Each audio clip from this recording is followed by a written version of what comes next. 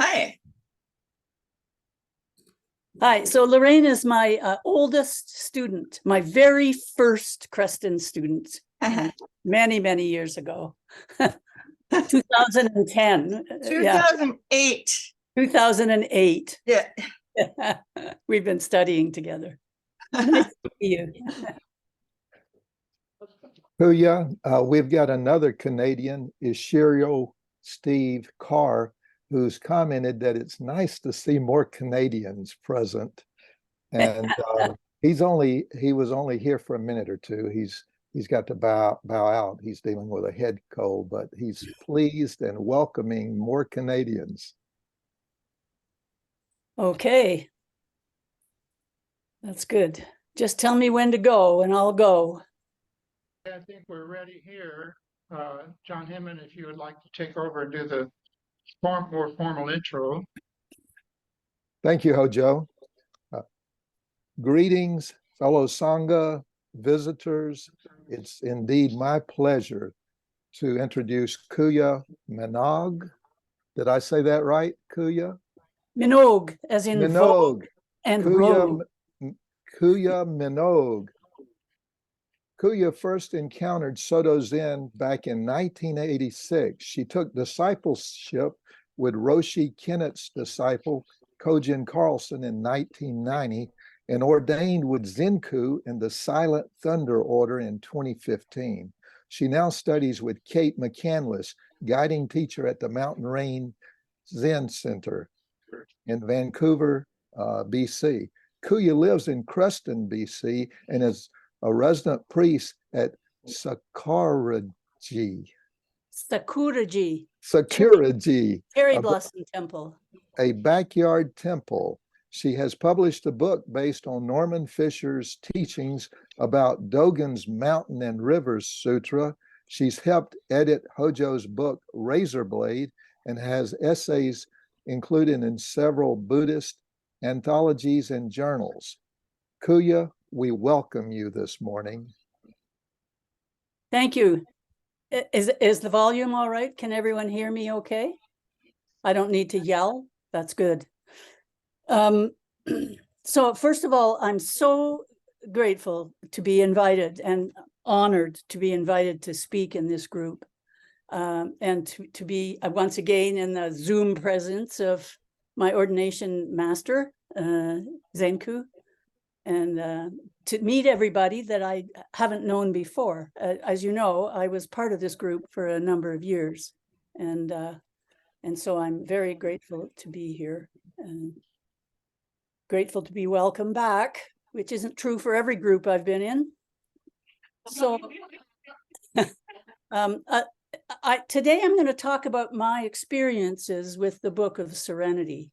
It's a 13th century collection of koans, Zen stories, and commentary about them. But first, an invocation to Agni, god of fire, from the opening verse of the Rig Veda, composed in 1500 BCE, India. Now, why would I do this? I'm doing it to touch down on the most ancient origins of Shakyamuni Buddha's teachings.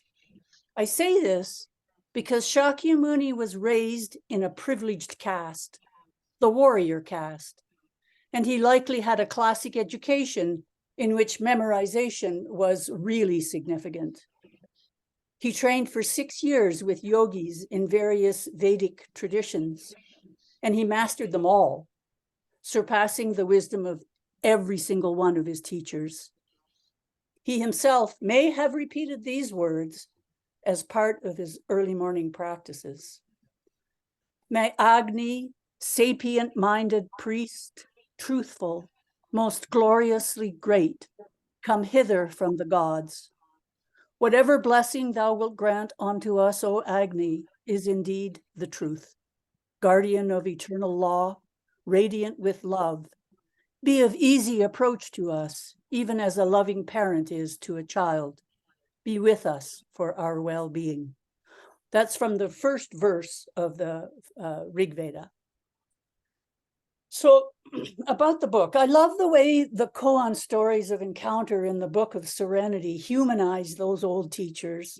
And I love the way the whole book carries the network of how Dharma was transmitted from Shakyamuni Buddha through Nagarjuna, Bodhidharma, Huineng, Shito, Shirto, Dongshan, Dogen, to my teacher's teachers and to my teachers, and now to us.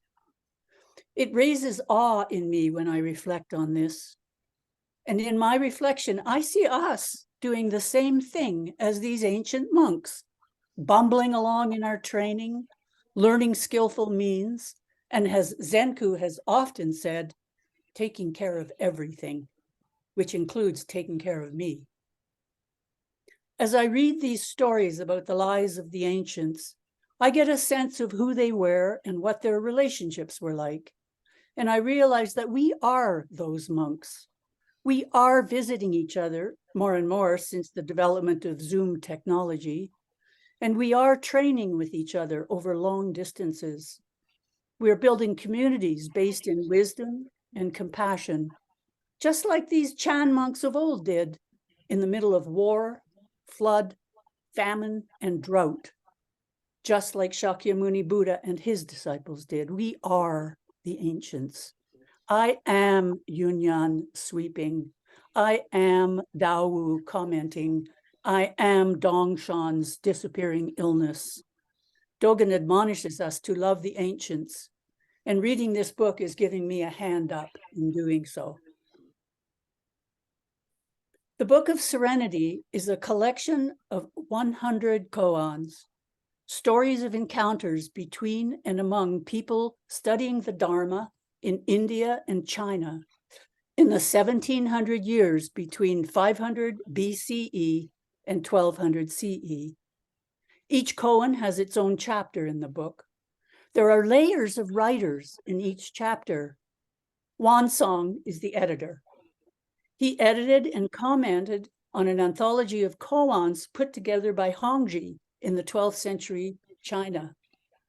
Now, Hongji chose 100 koans for this collection, and he wrote one poem for each koan. You know, I sometimes imagine him in the temple room reading through thousands of stories, cases, and poems in order to pick 100 to include in his anthology. How did he make his decisions?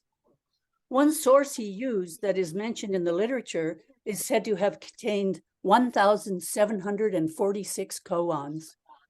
And there were other larger collections that he used as well.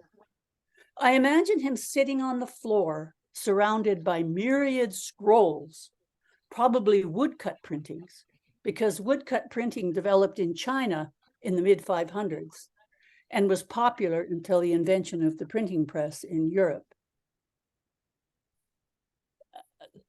So I'm going to read to you the story about, I'm not going to do this here. So 60 to 100 years after Hongxi's death, and here's the story of his death. It's from this book, Zen's Chinese Heritage. In the month of the year 1157, Hongji visited various persons in the region and bade them farewell. On the 7th day of the 10th month, he returned to the mountain, Tiandong. In the early hours of the next morning, he bathed, he changed his clothes. He then sat in an upright position. The monks were gathered in the hall, and he bade them farewell. He asked his attendants for a brush, and then he wrote a letter to Zen Master Dahui, who was in the Linji tradition and a kind of friendly Dharma combatant, as they would say in Linji, and asked him to take care of his final affairs. He then wrote his death verse. Empty flowers of an illusory dream. 67 years, a white bird disappears in the mist.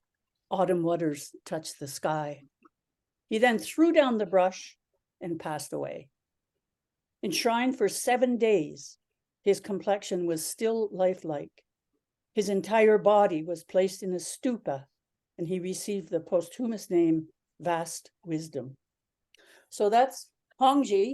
He's the original author, the one who collected the koans and wrote the poem. So I need to talk about the structure. I'm an English teacher, so I need to talk about the structure of the text. So first of all, Wansong does an introduction to the case. And then there's Hongji's words in the case. And then Wansong does a literature review, basically, and it includes many previous comments on the particular koan he's looking at, comments on the koan, stories about comments on the comments, and so many cultural symbols that I don't understand. Sometimes when I'm reading this, I feel like I'm in a word maze. I found this to be a most excellent place to train in reading without understanding. I put no energy into explaining it to myself, nor will I explain it to you. How could I, if I succeeded at reading with not understanding? I want to talk about the relationship of two koans to past and current life conditions, but to do that, I need to tell you a bit of my life story. So first of all, due to untreated complex trauma and PTSD, I lived with a broken heart for years. But recently, I've recovered through Gabor Mate's brilliant transformation of Buddhist and yogic teachings into a treatment mode for complex PTSD. My recovery from lifelong PTSD arose from a piece of knowledge that allowed me to apply over 37 years of Zen and yoga study to the process of trauma recovery. The piece of knowledge that I was missing was this: the kind of trauma I suffered, neonatal, infant, toddler, and adolescent abuse, neglect, and rejection. And I have two brief examples of what I mean by that. When I was born, I was untimely plucked from my mother's womb, as Shakespeare has said, in a cesarean. And there was, I was bloodless. And so I was given an injection and a blood transfusion in my right thigh. This tiny little baby with a wound in her thigh was not cared for. And that wound festered, and I now have basically a hole in my muscle as where the wound was, it's fused to my leg. That's one example of the lack of care and love I had as a baby. And then when I was 5 months old, my grandmother on my father's side reports that I was near starvation. So I just give these not to raise, oh, poor kid, but to just let you know that when I say abuse, neglect, and rejection, I'm talking serious stuff here. So these experiences happened to me when my body systems were still developing, and they created in me a somatic illness that constructed my core view of the world. That is, I was raised to believe that the world is essentially a place of abuse, neglect, and rejection. And that belief system has caused me difficulty in all my personal relationships and many of my group relationships, except this one. And I have Zenku to thank for helping me leave this community in good standing. Thank you, Zenku. And also Hojo for inviting me to help him edit the text, Razorblade. So from age 27, when I quit using alcohol to dull my suffering, I've been extremely busy searching for freedom from the suffering of traumatic reactivity. I had many years of psychotherapy. I did extreme wilderness shamanic practices. I took psychedelic drugs, and over 37 years of Zen training and practice, but still I could not shake the core view, which was unconscious, that the world is a hostile and rejecting place. Because of this, up until recently, all my relationships with individuals and groups have ended in me feeling abused, unloved, rejected, and in a rage. And I have to add again, except this group. Learning that I wasn't mentally ill, immoral, or just plain self-centered but that I had a treatable somatic illness. Within 6 months of trauma therapy, in which I was taught how to apply the Buddhist teachings of the last 37 years, I first took the precepts in 1986, I have shed traumatic reactivity. And as Nagarjuna suggests, my whole world has turned upside down. Suffering is no longer at the base of my being. I am no longer a person busy with trying to end my own suffering, because now I realize a deep core happiness, happiness that transcends the transient joys of sensual pleasure. I'm now a happy person. And when suffering arises, as it inevitably has and will, I have skillful means to transform it, to process it. The teachings of Nagarjuna, Chandrakirti's commentary on Nagarjuna, and Patanjali's Yoga Sutras are the core of Gabor Mate's treatment method. And because of Gabor's work, I now know how to be the one who is not busy when overwhelmed by traumatic reactivity. The second thing is my heart. And suffering has come to me since my recovery from trauma in the form of heart disease. And these koans have helped me cope with that as well. I'll start with a poem I wrote. It's called A Complete Stop. That's a reference to a poem by one of Buddha's nuns back in 400 BC, A Complete Stop. Busily doing this and that, going here and there, body, speech, and mind entangled in the four worldly winds, caught up in the world of getting and avoiding, of grasping and enjoying. And then, on April 2nd, 2023, a heart attack, and I came to a complete stop. At first, I busied myself with being a 100% compliant patient.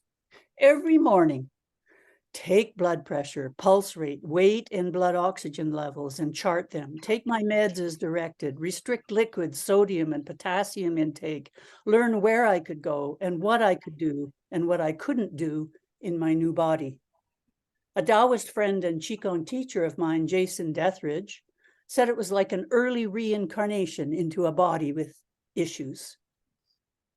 After my initial adjustment, when I was no longer driven by getting and avoiding, grasping and pushing away, and by the four worldly winds, I was driven by one wind only, the will to live. Once I learned how to live with my new situation, this koan helped me settle into the one who is not busy. My quality of life, indeed, my life itself, depends on this. So now I'm less and less busy, or as Roshi Joan Halifax once said, I'm letting go of the mind of go, go, go. As for the condition of my heart, I've lost 70 to 80% of the function of my left ventricle. And at this time, the medical goal is simply one, to keep me out of the emergency ward, and two, to slow down the inevitable deterioration of my heart's ability to pump blood. Timeline prognoses for my condition range from minimum of 5 months, which I've already passed, to maximum of 5 years. Impermanence has taken on new meaning for me. So 2 koans, koan 21, Yunyan sweeps the ground, and 94, Dongshan is unwell, have specifically helped me deal with these new conditions. But before I get into the koans, a little about the author, Hongji, the editor, Wansong, and the text itself. Hongji, when he was born in 1091, received a prediction by Deshan, lineage holder in the Linji tradition, that the boy would become a great Dharma teacher. At 11 years old, Hongji went to live in a monastery where he studied Confucian and Taoist philosophies. After 12 years in the monastery, like so many of these Chinese ancients, he went on pilgrimage, walking through those Chinese mountains, staying in various monasteries to teach, study, and write. Taigen, who will be your next Zen teacher, guest teacher, collected his writing in a book called Cultivating the Empty Field. I often imagine Hongji sitting on the floor in that temple room, surrounded by scrolls of thousands of stories, trying to choose 100 for his own collection, and then writing a poem for each one. And I'll just give you a warning that he gives.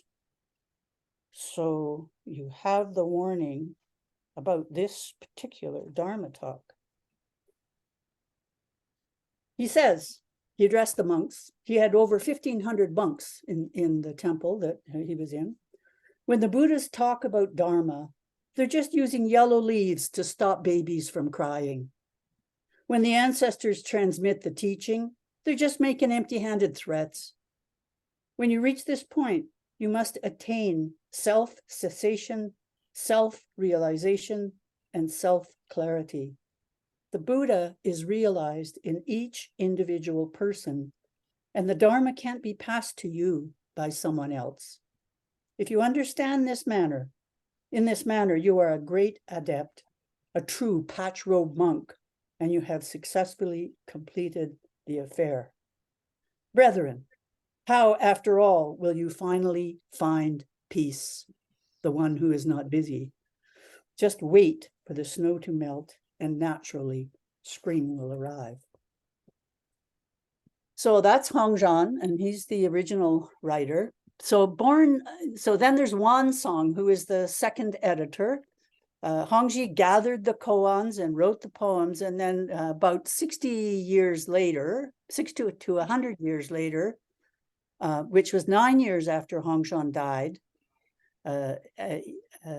Wansong found Hongzhi's text and edited it, and he wrote a commentary on Hongzhi's koans and poems, which he published woodblock printing copies in 1224.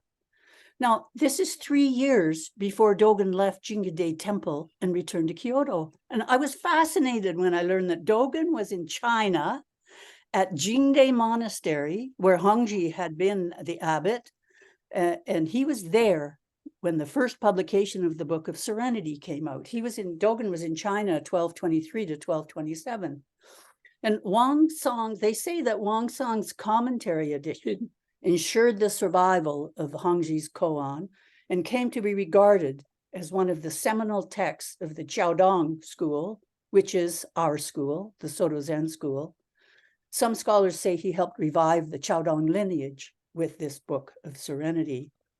Now, the text itself, I've had this book in my library for over 30 years. Occasionally, I've used it to look up a koan that some teacher was talking about, but I'd never read it from cover to cover, one page after another. I'd tried, but never succeeded because it's just too hard to, quote, read with understanding. Too many references I didn't get, too many metaphors I couldn't enter, too many names and places I couldn't even read. So I give up. Excuse me, I'm just going to turn off my microphone and cough in it for a minute.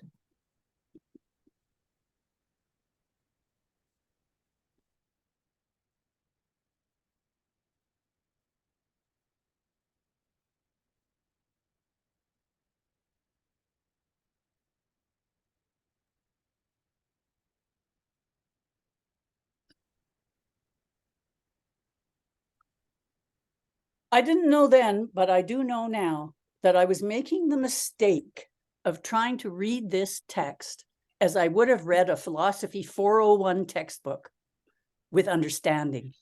But this text is different. For years, I taught reading to undereducated adults, and as every reading teacher knows, once symbols are mastered, we teach students how to read for understanding.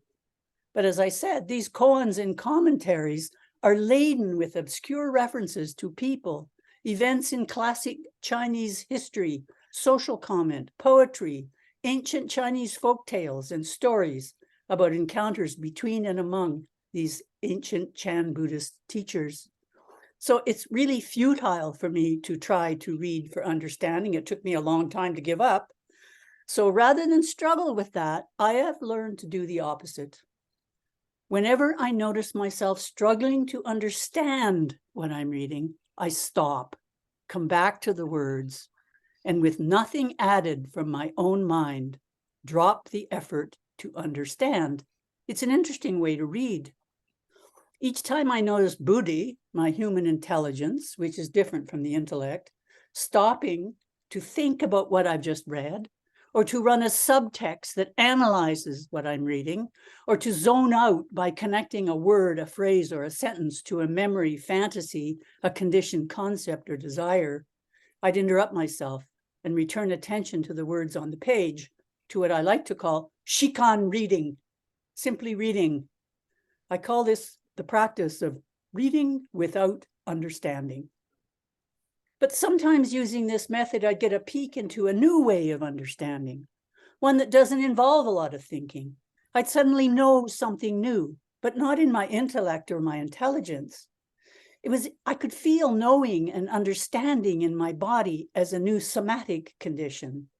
Sometimes later, a long time after reading one of these koans, I might be able to articulate what I learned, but something is always lost.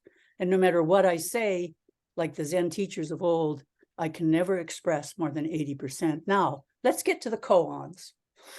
I'll not be trying to interpret them in the context of enduring Chan Zen principles, as is often done. The first koan, 21, Yunyan sweeps the ground. And I'll read the introduction and my version of the case. Introduction this is by Wang San. Having shed illusion and enlightenment, having cut off holy and ordinary, there are not so many things, setting up relative and absolute and distinguishing noble from mean. How do you understand siblings with the same breath and adjoining branches? And the case is this. It was Soto time, temple cleaning time. Yunyan was sweeping the leaves from the path to the Dharma hall and was very focused on not killing any bugs. Dao passed by on his way into the hall to dust the altar objects. And as he was going by, he pointed at Yunyan and said, "Too busy." Dao determined to have Yunyan determined to have the last word, said, "If that is so, there is a second moon."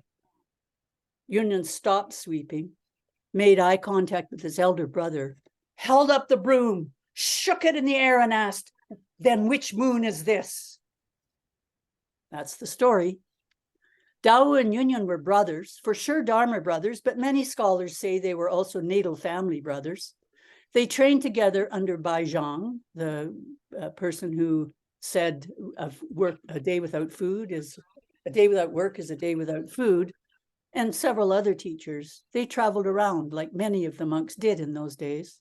Now, Dao was the older brother, and he seemed to get the basics a lot quicker than Yunyan. And he worried about Yunyan not getting it. There's even a story, can you imagine this? There's even a story in which he stood outside the Dokusan room when Yunyan was with Baizhang to eavesdrop on their conversation. And when he listened to Yunyan's answers to Baizhang's questions, he was so upset. He bit his finger so hard he drew blood. So these two guys are enacting Dharma. And as for the moon, many years later, Feiyan, founder of the 5 houses of Zen, taught an unnamed monk, "What is the second moon?" in the broom. "What is the second moon?" Feiyan, founder, the phenomena of the universe. "Well, then what is the first moon?" "The universe of phenomena." And then there's this, one of many Dogen's poems about the moon. Contemplating the clear moon, reflecting a mind empty as the open sky. Drawn by its beauty, I lose myself in the shadow it casts. Now, studying Koan 21 opened up my understanding of how I could live a life filled with lots of Dharma doings and take care of everything without feeling too busy.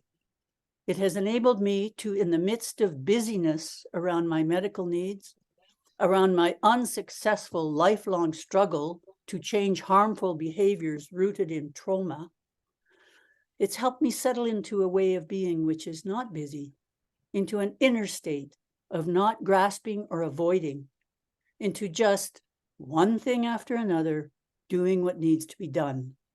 And if nothing needs to be done, not doing nothing. Busyness is a state of mind, not a description of external conditions. Now, the second koan, Dongshan is unwell. Introduction. The lower do not discuss the higher. The base does not move the noble.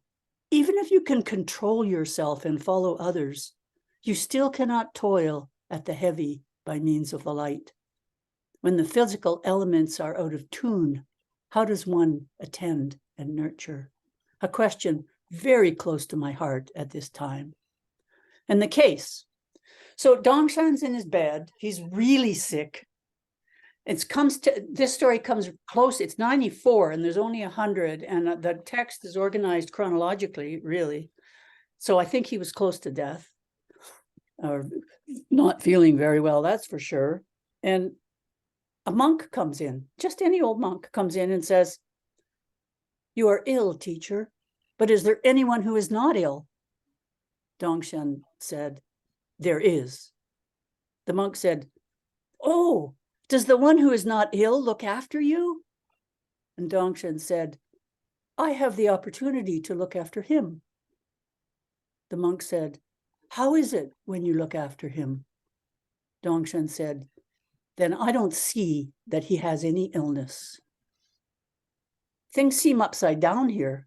Isn't it usually the one who is not ill who takes care of the one who is ill? The one who is ill looks after the one who is not ill by not getting caught up in the kleshas of fear, anger, and desire to control the lifespan. As Atisha has said, a 10th century Tibetan monk, we all know we are going to die, but unless, as in Canada and elsewhere, you choose assisted dying, few of us know when or how we will die. As for me, I look after the one who is not ill by continuing my practice under all conditions, including this life-threatening one. Hongji definitely did this as well, so I'm grateful for this teaching, the essence of which Norman Fischer revealed to me when he said in a 2017 Dharma talk, "The one who is not busy and the one who is not ill are one and the same." Something clicked inside me when he said that, and I let go of 10,000 words. I like to give myself koans in the form of a question. So here's my koan that I'm giving myself. Who is the one who is neither ill nor busy? Inner teacher. That one is the one who can hold up a broom and see the moon, the one who can be Buddha sweeping the path, and the one whom the one who is ill cares for. So I just want to take some time to talk about my delight in studying this book of Serenity. We're doing a practice period at the Mountain Rain Zen Center, and the text what was chosen to study was the book of Serenity.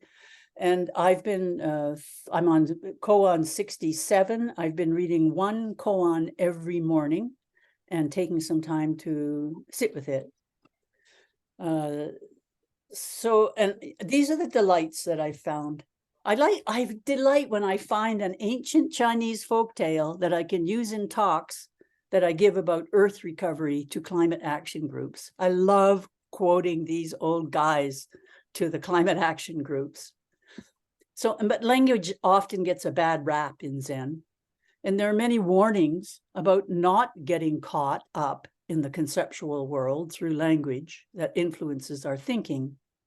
But when I find a reference to a phrase, image, or metaphor that I recognize from years of studying Dogen, and he used it centuries later, somehow it uplifts my view, and I experience deep connection for a story told thousands of years ago, and how it clarifies the very fabric of my present daily life, how it sorts out my core confusion. When this happens, I experience a deep bond with all the teachers I've learned from, living and dead, and I know a soaring gratitude for all who have preserved these teachings through language, spoken and written, ancient and modern. Dogen, as I said earlier, tells us to learn to love the ancients. And in case 94 commentary, we are instructed to, I love this phrase, frolic in the realms of the ancients. I love the way that these koans and stories and encounters humanize the teachers, and the way the whole Book of Serenity carries the network of how Dharma was transmitted from Shakyamuni Buddha to my teachers and now to us.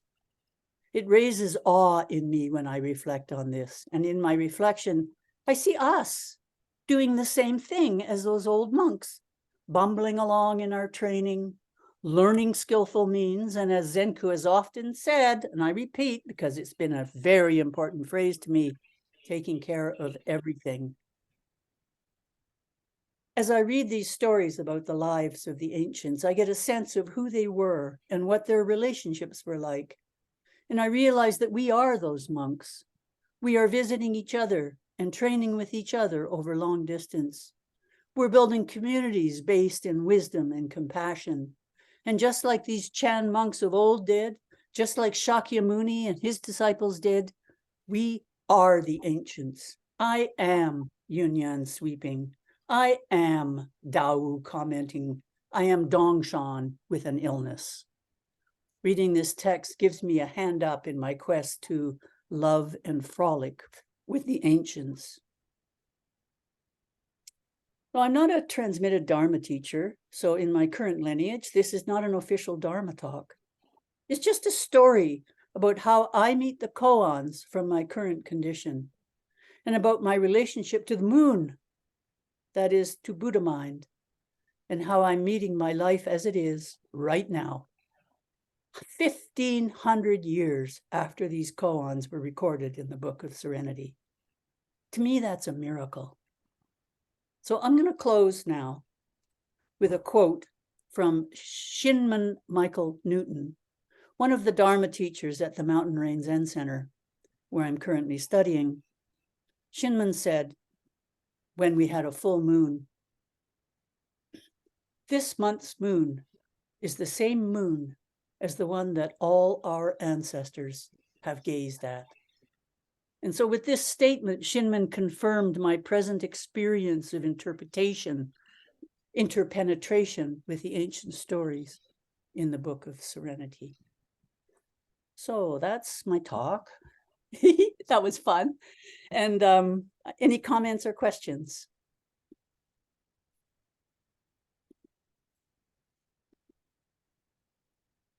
Hello, what's your name? Hi. Sorry. No, go ahead. Whoever said that. Go ahead. Go ahead first.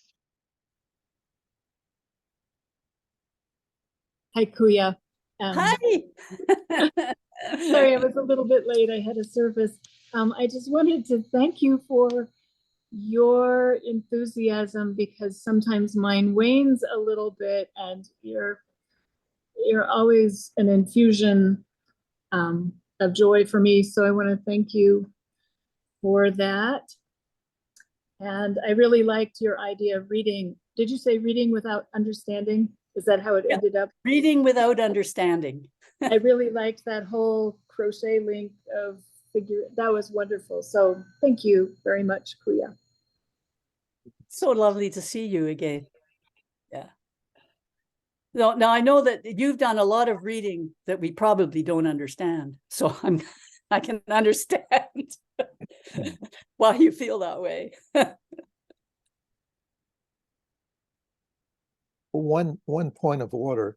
If any of you online have a question that you would prefer to put into the chat, I'm happy to pass that along.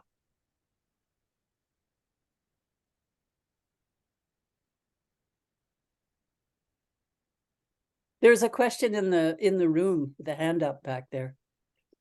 Hi, my name's Sandra. And Hi, Sandra. I thank you for your talk. You made the Dharma more interesting and understandable, the ideas behind it, for me than I have seen so far. while I've been reading. But also, you and I have had similar life journeys with different ways of getting through it. And I hope the best for you. I hope the best for myself as well. And thank you for telling us about your journey.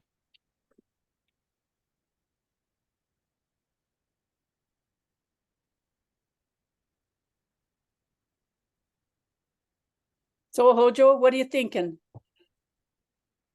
I'm thinking, not thinking. Beyond thinking, beyond not thinking and thinking. I enjoyed your nonstop monologue. It's a marvelous.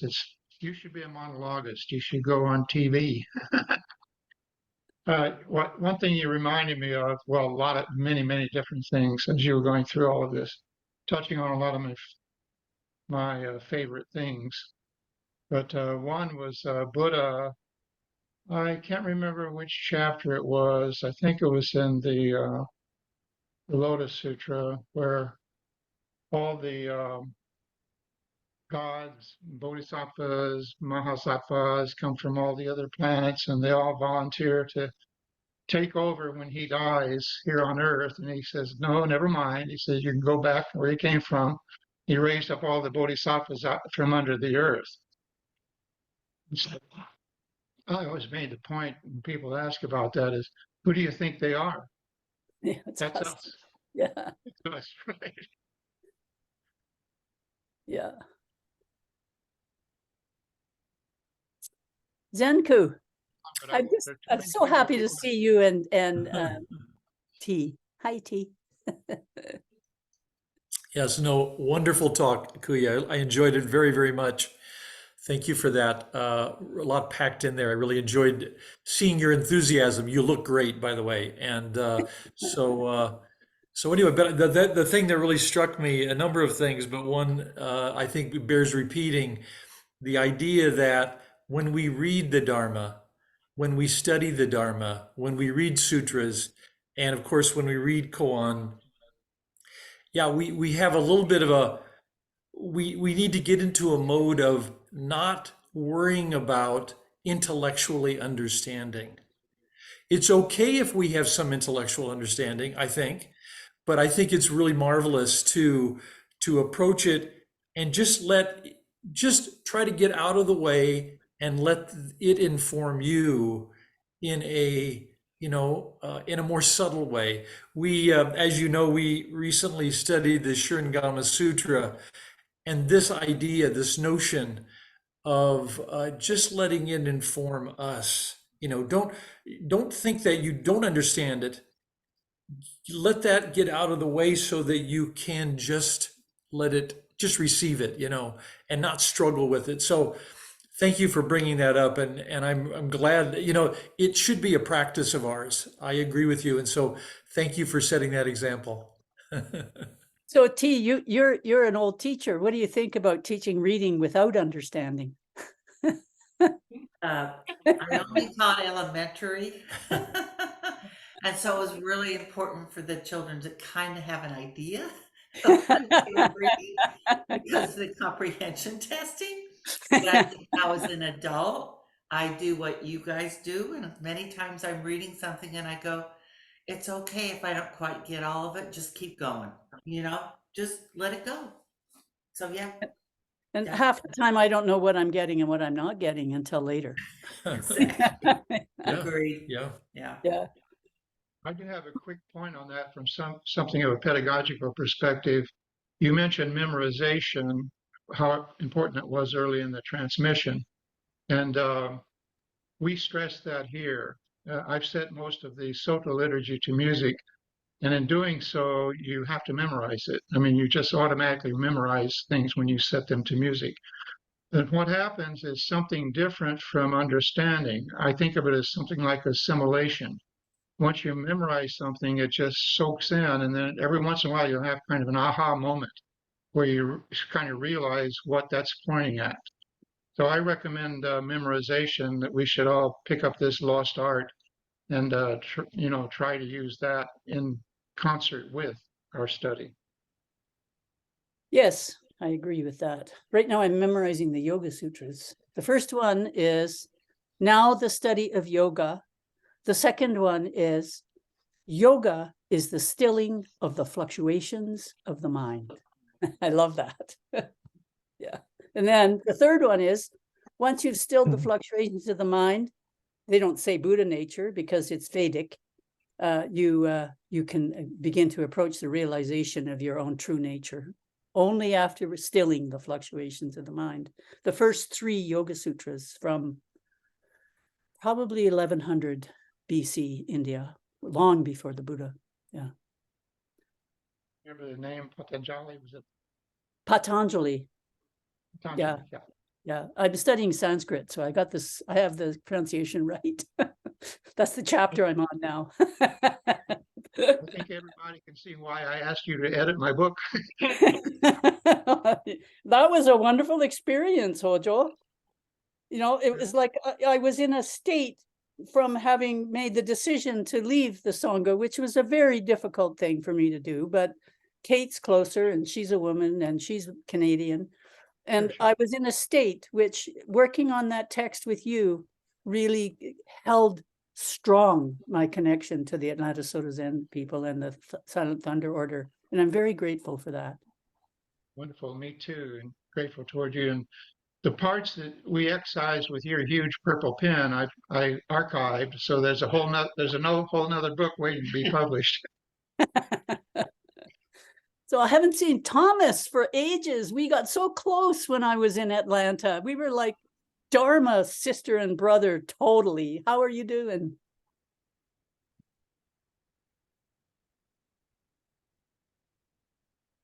I think we're going to have to turn it back over to John Hinman. He's the proctor here, the hall monitor.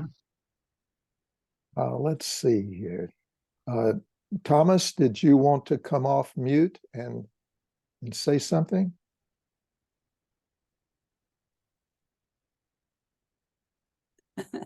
I have a question. First of all, thank you for such an engaging talk this morning, Kuya. It's very much appreciated. The one who is not busy, I have this sense that it's possible to stay connected with the one that's not busy as I go about my day-to-day tick-tock, do what needs to be done, doing what's in front of me, and responding to the chaos, the constant change, the confusion that arises in each moment. I'm wondering, do you have any thoughts or suggestions on how I might practice maintaining the connection with the one who is not busy? I do, but they're not my suggestions. They come from Dogen and Nagarjuna. And from Dogen, I would say the primary teaching for how to be one with the one who is not busy, no matter what is going on, is to take that step backwards. So I really learned this with understanding how to cope with traumatic reactivity, that it was, as soon as I understood it was a somatic response, emotions are somatic. I would notice an emotion that had been triggered by some event in the world. And then as soon as I noticed the emotion, before I started constructing the story around the event to justify the way I was feeling, I just remembered Dogen and take the backward step. Just take that backward step and be still. And then I can sort out, is this true?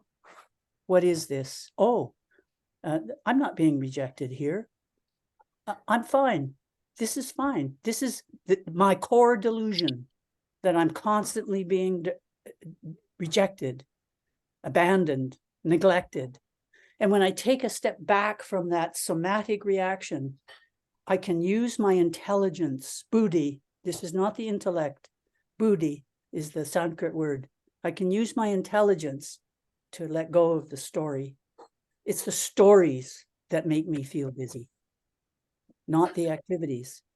That would be what I'd say, John, that the teachings are there. And Nagarjuna describes it very well in a language that it took me a long time to understand.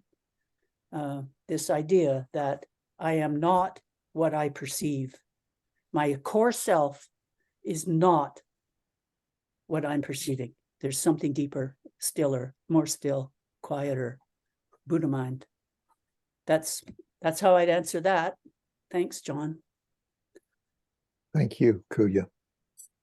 Joseph Weissman has a hand up. Tomas has come out of the wilderness since then. Thank you, Kuya. Hope you can. It's, I think, 10 years ago when we saw each other last time. And it was the time when we had the Zendo set up in the living room, I think, in Atlanta. You remember? I remember because the Zendo was all mold. Yes, yes. And I think I had to leave early because of the mold. yeah. Yeah. But I see you from time to time on Facebook. That's great. And thanks a lot for your teaching. Really hit me because you asked me how I'm doing, and I'm busy, really busy. So, and sometimes, and we use busyness as an excuse very often, not in getting in touch with the people, reply to people, and so on, and not practice. And I think you pointed out it's still possible. And there is someone who is not busy. So therefore, thanks a lot for your teachings, and all the best to you. So lovely to see you, Thomas. Thank you. There was another question, John? Joseph, are you ready? Just sorry, my little cat, but I really just, broadly just want to thank you so much for sharing your teaching with us today. And it did strike me as a very profound and philosophical reading of the Book of Serenity. And you claim to have read it without understanding and not feel up to commenting on it. I sense some irony perhaps beneath this, but just to say, I can't thank you enough for sharing your light around some of this stuff. And I guess I just wanted to draw your attention to the 17th koan, which is Phaion's Hair's Breadth, where there's a bunch of stuff, just because you opened up with sort of an initiation with Agni and invoking fire in this powerful way. And so Zhuangzi asks, what is the student self? And Phaon says, the god of fire comes seeking fire. And I don't know, I am fired up by your talk. It was profound and philosophical. And I think, and I'm just grateful for your vulnerability and sharing, kind of like, here's how the path can actually be used to heal trauma and to learn and to bring us all together. And anyway, thank you so much for sharing today. I love your hair.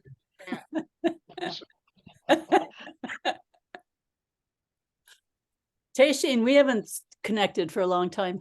Nice to see you. Nice to see you. Best wishes for your health. Thank you. Thank you.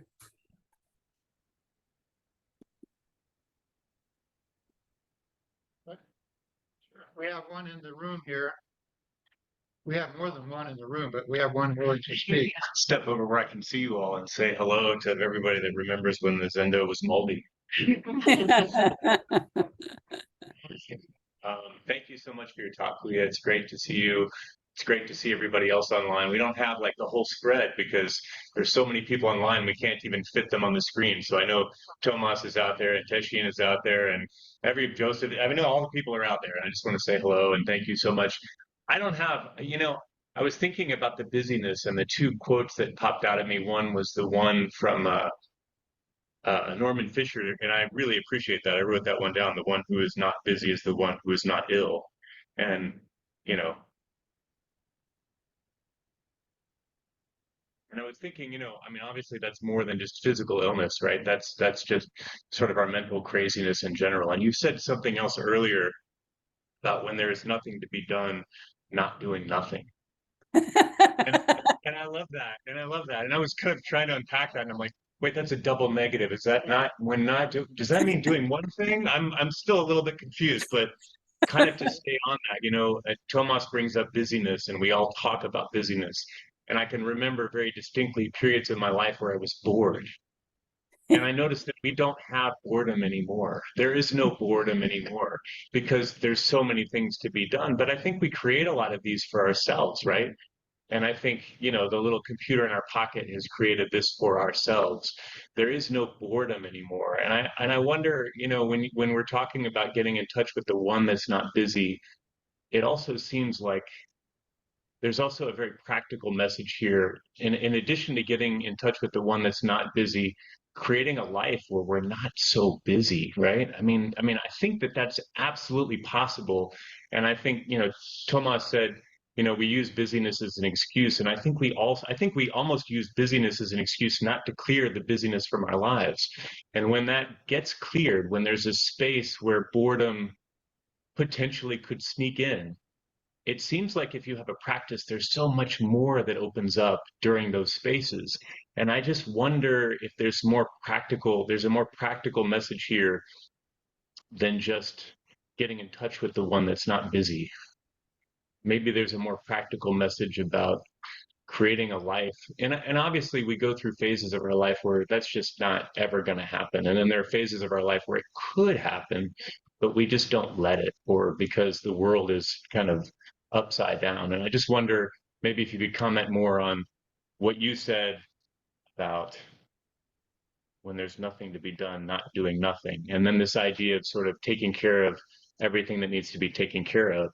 And also this idea of sort of backing off and sort of taking time like we do in Sesshin, right? But we also do that in our everyday lives. And how do you square those two things? How do you square kind of getting in touch with the one that's not busy in the midst of busyness? And how do you sort of find the spaces, create the spaces where we aren't busy, aside from just sitting practice, right? So I don't know if that's clear at all, but there seems like there's something else here other than just getting in touch with the one that's not busy, and other than creating a space during our sitting meditation, or like, you know what I'm saying? Like there's something else here, and I just am kind of touching on little parts around it, and I can't quite get at it myself. And maybe that's where we are. Maybe that's when we just drop trying to understand. But thank you so much. I really thought that I didn't have anything to say, so I'm not sure that I actually said anything worthwhile, but thank you so much. Okay, so first of all, the not doing nothing. You know, thank you for unpacking that, because when I wrote it, I didn't know what it meant either, and you really helped me with that. And but the reason I wrote I was writing away my typewriter, and I thought, you know, we have to not do, and then we have to we have to do, and then we have to not do. And I think not doing is doing something. So I just changed the word to not doing nothing. So we're not doing nothing. So we're still doing nothing. It's one of those word things. As for the practical end of it, for me, it's a matter of choice, especially now that I have such limited capacities in my physical life because of my heart condition. It's a matter of choice. So I'm still doing Dharma. I'm still doing stuff, but I'm very selective about what I'm doing. The only thing I do now is I read, I study the Dharma, I write about the Dharma, and I teach Dharma in various settings. And one of those settings is in the climate action group that we are local. So I'm leading, for example, a workshop on the book, which summarizes the conversation between the Dalai Lama and Greta Thunberg, and called The Future We Can Love. And I'm leading a group on that, and there's a lot of doing with that. But because I've selected so carefully, so I'm not doing things that are merely a distraction from just being, So I have to choose, is this a distraction or is this Dharma work? And when I'm doing Dharma work, I don't feel busy. I just feel engaged. I do a lot, like, and I think our culture as well encourages us to be busy people. Busy people are important people. And we have that whole cultural influence about, what are you doing today? What are you busy with today? And I think letting that cultural conditioning go is quite much a part of it. I hope that addresses your questions. Thank you so much. Thank you for your teaching. Raj, anything? Yeah. Wonderful. Thank you. Keiko? We have one from Keiko, it looks like. Which one? I have to herd the cats here. They're not willing. Thank you so much for your teaching. It was very inspiring to hear about the not being busy. I think it clicked to me as well. The thought of the norm of being a busy person, and then not. I think it's not the physical aspect, but it's the stance, the way you see things, and to be selective. I think it's very important. But your other koan, you have mentioned the cat, yeah. And, the other koan you mentioned about the ill person taking care of the non-ill person also seemed to be a very important thing in life in general. For everybody gets ill, everybody ages, and then there's the people who are not ill, but then, yes, I think I kind of understood and felt it's worth to be taking into thought. So thank you so much. Thank you. I don't, what's your name? Kay? Yeah. Keiko, yeah. I joined the women's talk group. Oh yes, I'm going to come back to that now that I'm feeling a little better. Yeah, yeah. What was I going to say? I can't remember. What was the last thing you said? The ill person. Oh yeah, yeah. Okay. So for me, the thing is, it's the same as what Nagarjuna taught, right? That when I discovered that I had this serious health condition, first time ever in my life, I've never taken any medicine other than the occasional antibiotic. I've been healthy, I've eaten right, I've exercised right, and yet still nothing prevented this heart condition, which is quite serious and life-threatening. So the one who is ill would have has a tendency in me to worry about stuff. How long am I going to get to live? What's it going to be like? I asked the doctor, how do people with this condition die? And I learned they die from suffocation usually, because the heart stops beating and then the blood backs up into the lungs and you suffocate. And so I've been not allowing myself to go there. That is how the one who is busy and one who is ill can help the one who is not ill. Because for the one who is not ill, there is no such thing as life and death. There is only a continuous consciousness. And all I can do is clean up as much karma as I can. And the traumatic reactivity work has really helped with that. Before I die, that's what I want to be busy at, not worrying about the future or complaining. Oh, why me? I was so good, like I did everything right, and here I am. And so I figure as soon as I ask why me, I'm in trouble, because why not me?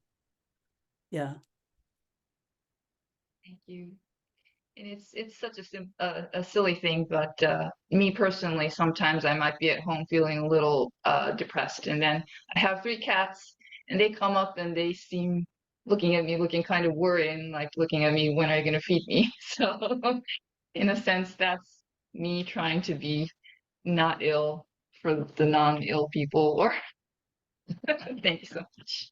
The other thing I have to watch for is poor me. Why me and poor me? I'm in trouble. I'm being the one who is busy. Yeah. Hi, John.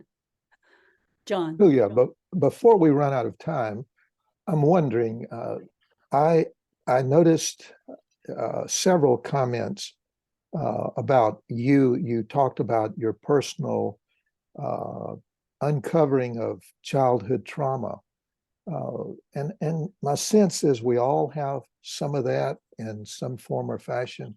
How did you begin to develop awareness of prenatal, postnatal, at birth, 5 months old?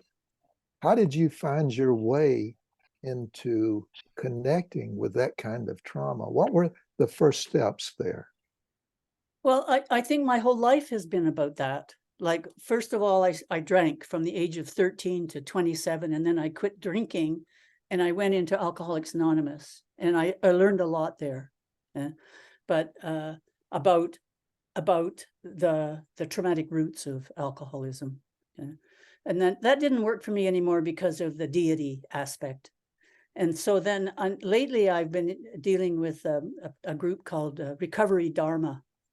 And it was there that I met a person. Like I went into that group and I was emotional. Zenku knows me as the emotional one. I was emotional. I was upset.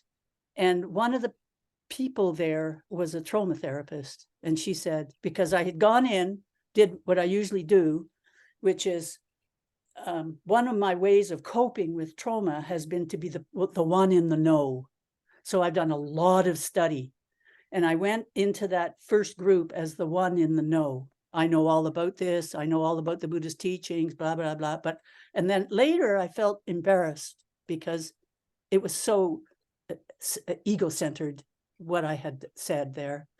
And I talked in a sort of a less formal group later about that embarrassment. And a trauma therapist who was also in refuge recovery pointed out to me that that was a traumatic reaction. And something opened up. Yeah, because I'd known about these things through my 12 years of depth psychotherapy. I knew about my childhood. My mother had told me these stories. That's how I got the stories, but I hadn't connected them. I was missing that piece of knowledge that this is a somatic illness. It's not an illness of my view, my essential self, myself who is not ill. It's a somatic illness. And if it's a somatic illness, I have the possibility of healing from it. And I mean, I still have the occasional reactivity, but I know now how to deal with it. And my marriage is calmed down, and I'm really connecting with people in a way that I've not been able to do I'm 77 years old, for 76 years. You know, there's no mask anymore. There's no performance anymore. This is just me. Yeah. Thank you.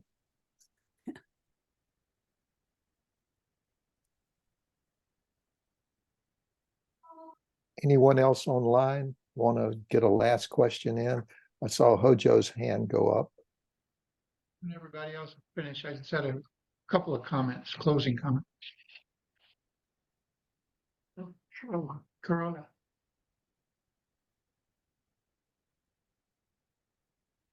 We've got Corolla, and then we've got Angan. Corolla, you helped me with my rock suit.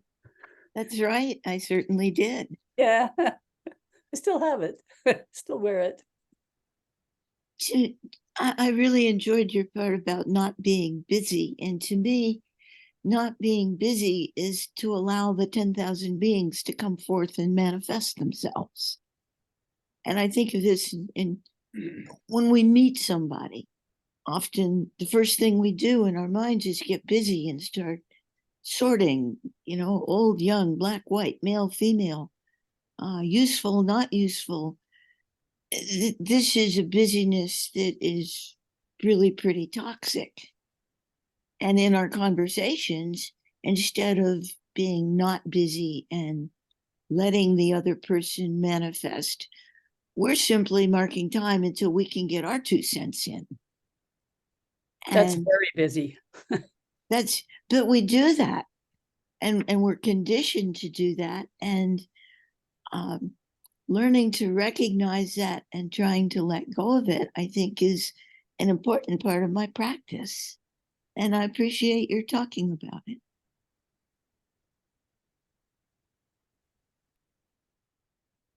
Ungen? Thank you so much for your talk. Very, very inspiring. And I'm going to have to leave as soon as I finish this. So thank you again. But it was wonderful to hear how you can read a koan one a day. It took me 4 years to go through Mu.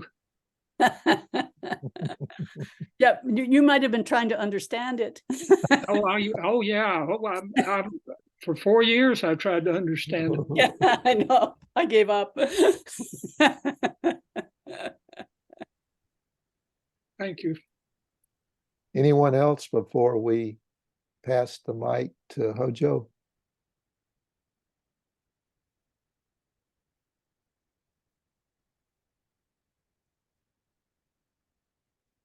Hojo? Just a couple of things that stood out for me, a whole bunch of things, but these two in particular. One was the reference to Dogen's backward step in Zazen Shin, where he emphasizes non-thinking and then non-interacting. So it's a natural extension to non-doing. And then the Shin Shin Ming, non-being. So you have thinking and non-thinking, and we all experience that. So we begin to understand what he means by that through our experience. Doing and interacting and non-interacting on a much deeper level, I would think. Doing and non-doing is a little harder for us to embrace. It becomes very contradictory in our mind. And then being and non-being is kind of the ultimate existential angst. I think those four pieces kind of all go together in the Zen legacy. And we have you brought up this thing about somatic, and I've noticed in the press recently there's a lot of press around somatic therapies, different kinds, body-oriented therapies. And of course, in Zen, that's what Soto Zen is, in my view anyway. We speak, so I think I've heard you imply, you haven't coined it, but a new term would be somatic samadhi. So we have physical samadhi in the posture, we have emotional samadhi, calm, more calm, less anxiety. We have mental samadhi, more clarity, less confusion. Ultimately, social samadhi, less friction, more harmony in relationships. But I think it all begins with samadhi as a somatic balance. Makes sense? Absolutely. And it reminds me of the part of your work that has to do with the senses. Yep. And those are all S words. We love S words. Yes. Yeah. Any comment on that would be appreciated. And I just have a couple of announcements, John. Okay. So the only comment would be that when I'm in a somatic state, fire state, okay, which is emotion, pain. I've had a lot of pain in my life, emotional pain. As I said at the beginning, my heart has been broken from the beginning. Somatic pain. And, when I feel anger, I feel it in my body. My body feels, I can feel it filling my cells. And I can feel it starting to turn my thoughts.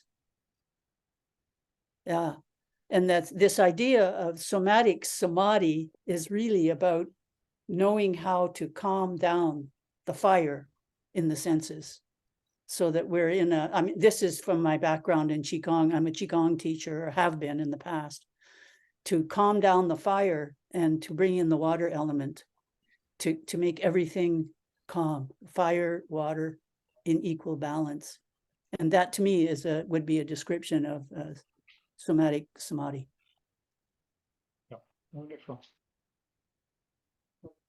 before we close with the four vows, I just wanted to announce that next week is the last Abbott's retreat, next weekend, last Abbott's retreat, and it will end with Taigen Dan Layton's Dharma talk on Sunday morning. So please, Taigen Dan Layton, and those of you who don't know who he is, please join in. You will be delighted to find out who he is. I'm sure you've been delighted to find out who Kuya really is here.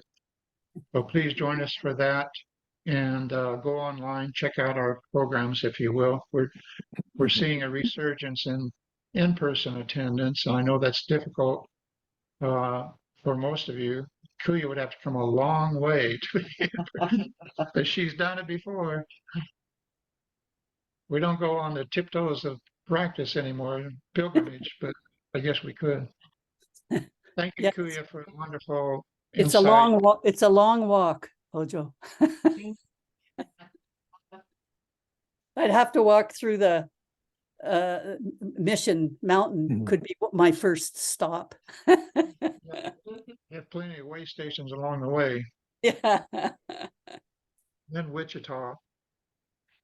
Yeah. That would be so much fun.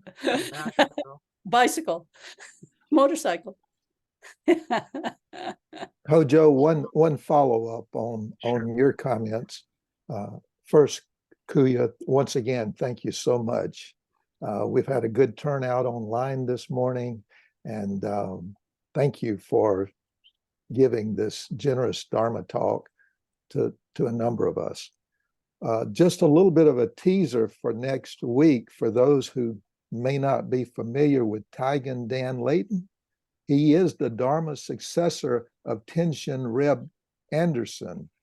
He's currently the guiding Dharma teacher of the Ancient Dragon Zen Gate Sangha based in Chicago. He's taught in universities. He's well published. He's currently a university professor, and his title next week is Soto Zen Meditation Tradition. So please, if you have friends, associates, Sangha members that you think might enjoy this, please invite them. All guests are invited. So I just want You're to add, welcome. I want to add about Taigen. Taigen was responsible for me finding Zenku. I had been in a university online course with him about Dogen. And when he saw the way I talk, he says, "You need a Sangha," because I was without any Sangha. I was practicing alone. And he said he knew of two close by. One was Zenku, and the other was Kate McCandless and Michael Shinman in Vancouver. And I went first to Zenku because it's actually physically closer than Vancouver. It took me a lot less time to get there. And I'll ever be grateful to Taigen for directing me in that way. He's a fabulous teacher, and he's so knowledgeable. Yeah. As we bring in teachers like Kuya and Taigen, my aspiration is that we are forced to come up with a larger screen so that Brian and Hojo can see all of the heads that show up. I'm going to, now that you said that, I'm going to move the screen back to the other form so we can see everybody. Yes. Yeah, Brian is trying to help me here.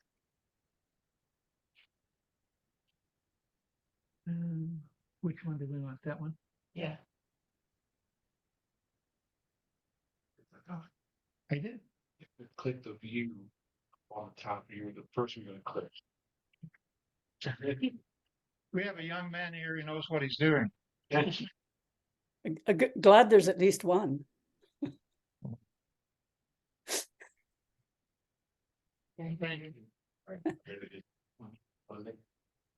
Closing the four vows, please. We leave the mics on so that we get this cacophony. We love the cacophony.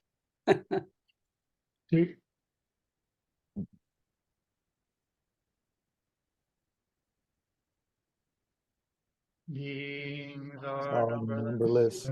I vow free them. Illusions are Inexhaustible. I I vow to end them. Dharma The gates are boundless. I vow to enter them. The Buddha way is unsurpassable. How to realize it? Beings are numberless. I vow to free them. Delusions are inexhaustible. I vow to end them. Dharma gates are boundless. I vow to enter them. The Buddha way is unsurpassable. I vow lies it. Beings are numberless. I vow to free them. Delusions are inexhaustible. I vow to end them. Dharma gates are boundless. I vow to enter them. The Buddha way is unsurpassable. I vow to realize it. Thank you for your patience and listening. We need patience now more than ever. Thank you, everyone. Thank you, Kuya. Thanks, Kuya. Thank you, Kuya.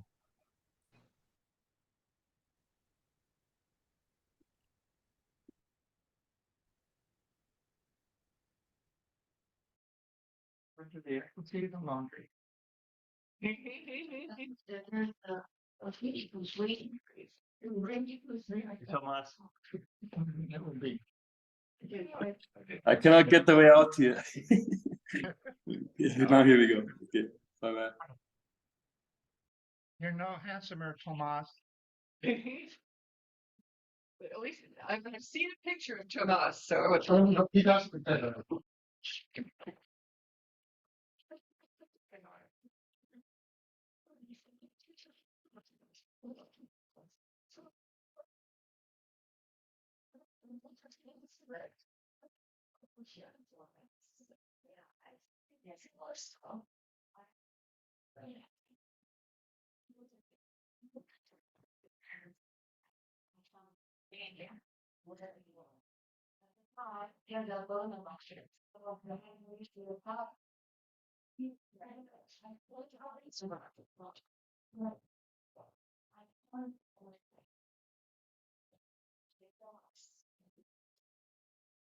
These rods always want to go pigeon toed on me.